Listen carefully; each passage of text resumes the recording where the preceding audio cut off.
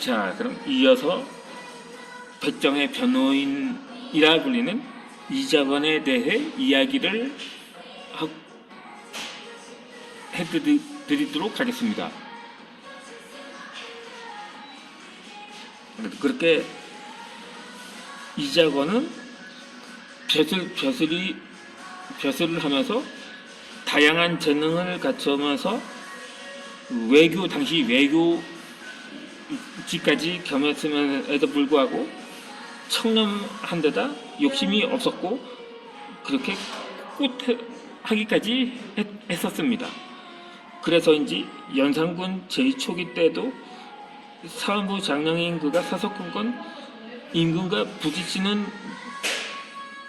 부딪힐 때마다 연산군의 이번에 협찬을 걸면서 영시차까지 맡았던 이 안여근과는 대조되었던 인물이었던 거죠. 그렇게 이 연산군의 폭정이 극에 달할 무렵에 연회에서 노래를 하는 기녀를 주제로 시를 지어 바치라는 명령이 떨어집니다. 이때 다른 신하들은 모두 왕의 뜻을 따르는데 이자건만 홀로 고개를 저으면서 말했다고 합니다. 시는 딱히 내세울 만한 재주도 없었고 하물며 언간의 지위에 있으면서 기년을 위해 글을 쓴다면 성덕하게 누가 될 것입니다.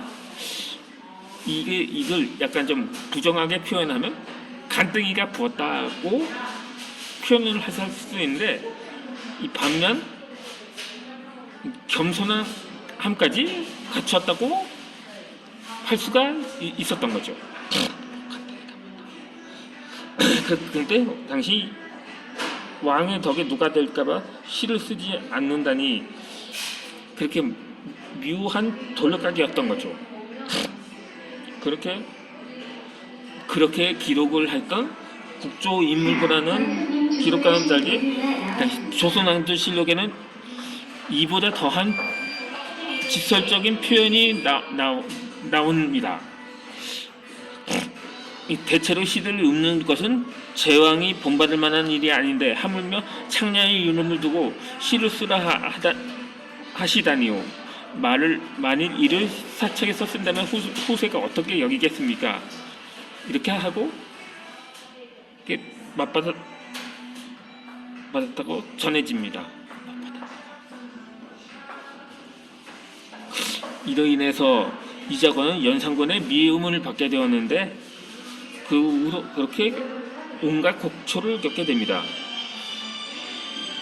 매를 맞고 유배가 되었는데 그게 거제에서 김해로 옮겨 다니면서 그렇게 다시 애붕으로 여기까지 잡혀갔다가 두 번이나 고신을 당합니다. 고문이라고 하죠. 그렇게 나중에는 연산군이 아예 극형에 처한을 하는데 다행히 주변의 만류로 유배형으로 그치게 됩니다. 이때 유배제 수령이 그를 박대해 가진 욕을 다 보였는데 나중에 이자건이 복권되어 높은 벼슬아치를 다시 만나게 됩니다.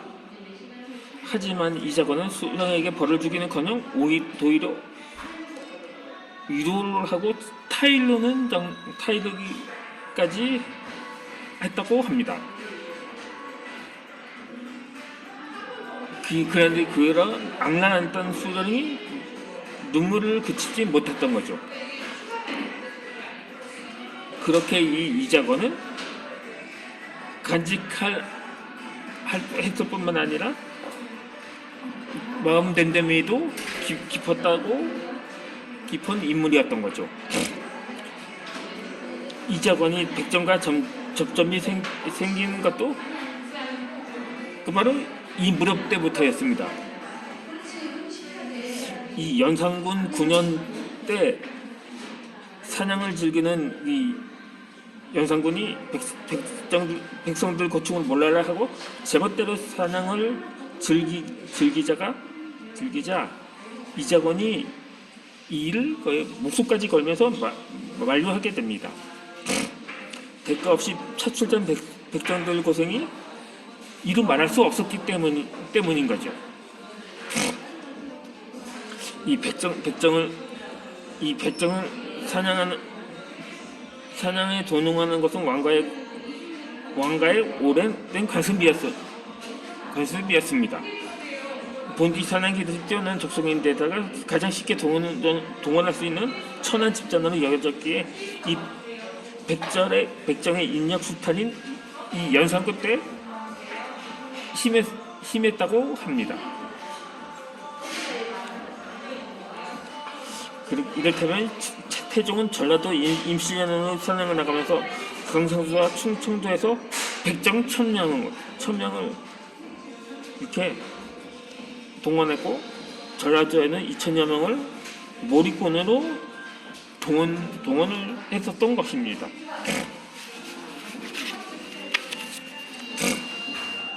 이렇게 강원도에서는 사냥 갈 때는 무려 5,000명을 뽑았다고 합니다. 하지만 정작 그에 따른 어떤 대가나 지원은 전혀 없었다고 합니다. 이 백정은 생겸에서 팽개치고 끌려와서 추위에 금중 참여정성까지 몇 날 며칠 짐승 사냥에 나서야만 했었던 것이었죠. 그러니까 바로 조선 왕조 초기부터는 내내 그런 악습이 이어져 왔는데, 이를 보다 못해서 이자관이 직접 나서게 됩니다.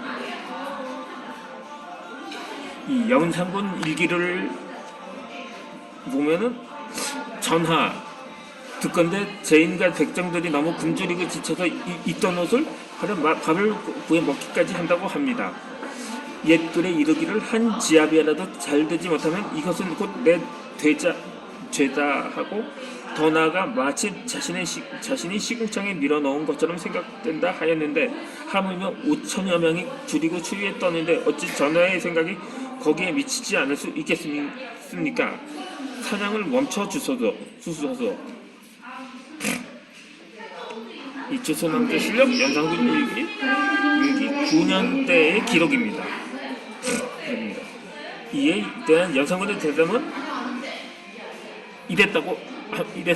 이랬습니다. 시끄럽고 그냥 갈 거야. 이자관이 다시 강국히 아뢰었습니다. 처음에 사냥은 순전히 군사를 조련하고 하늘의 나심증을 바치기 위한 것이라 하셨는데, 지금 이미 세 곳에서 사냥하여 병정 훈련도 잘 되었고 날 짐승도 무사히 바치었습니다. 어찌 자식 청계산에서 사냥할 필요가 있겠습니까? 이렇게 여쭈었는데, 또 연산군은 이렇게 대꾸를 했습니다. 시끄럽고 사냥 간다니까. 연산군이 역정을 내었지만 이자군도 끈질기게 이튿날 또 간언을 하게 됩니다. 그냥 두고 보기에는 백정들의 고충이 너무 심했기 때문이었습니다.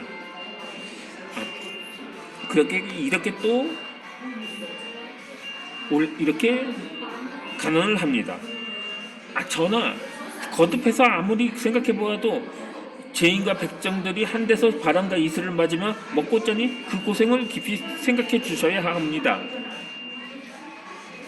한여름에 비 내리고 한겨울에 추운 것도 백성들을 다 하지 않겠습니까? 제발 사냥을 거두어 주소서. 또 그러자 이에 또 연산군은 이렇게 답합니다. 이게 연산군 일기에 또 나오는데,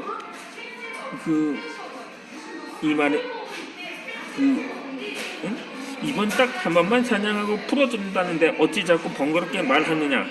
이미 아차산과 대자산으로 가려던 것도 너희들이 하도 떠들어서 그만두었다. 너희 말대로 제인과 백정들이 한 데서 바람과 이슬을 맞으며 고생한다 치자.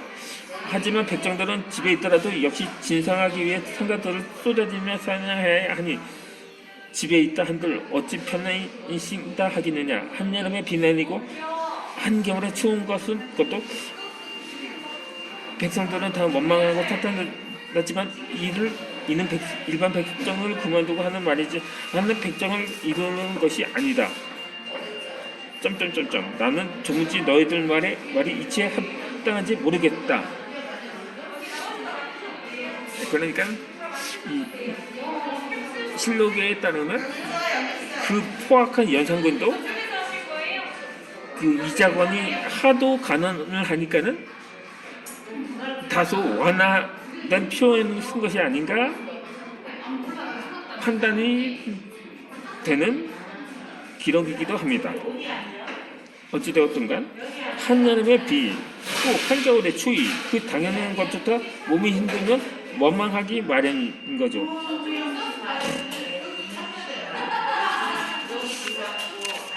하물며 사냥의 백정들의 원망이 얼마나 드높았을까요? 그런데 거기에 대고 연산군은 이렇게 말한 것이었죠. 그건 보통 백성들 얘기고 너희 천연 백성들은 아니야. 약간 또 말투가 조금 거칠어지는 대목이죠.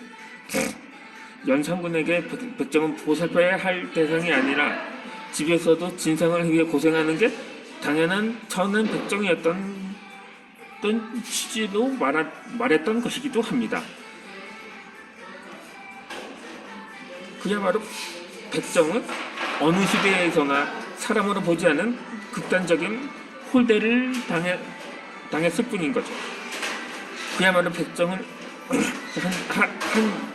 백정에 대해서 한 역사학자는 이를 두고 조선 최고의 인도주의적 발언과 역대 주상 중 최고의 극단의 홀대가 맞붙는 현장이라고 표현을 했었습니다. 결국엔 그 폭포는 끝내 욕심대로 강행을 했던 것입니다. 그렇게 하루 종일 혼자만 신나서 모두를 진성을 머리끄는 내보니 여러 신하들 중 기승기도 밤에 대궐로 돌아왔다고 실록에서 기록하고 있습니다. 왕을 모신 대신들조차 줄이고 지쳤다며 그 밑에 머리끈으로 내보는 백정들은 어떤 상태일까 좀 짐작이 갈 수가 있는 대목인 거죠. 그렇게 해서 한 달 뒤에는 앞서 말한 기녀 시 사건까지 터지게 됩니다.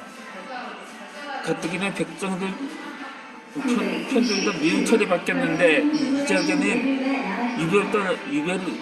유배를 떠나게 되면서 3년 후에 중종 반정으로 다시 복권이 되었는데 그에 대해서 이자건에 대해서 이렇게 평을 했었습니다.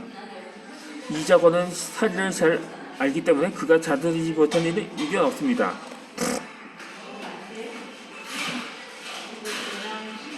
진정한 다스림은 힘과 권력으로 휘둘리는 것이 아니라 연민과 사실을 살펴야 하는 것이 마땅한 그런 표현이라고 볼 수 있는 거죠.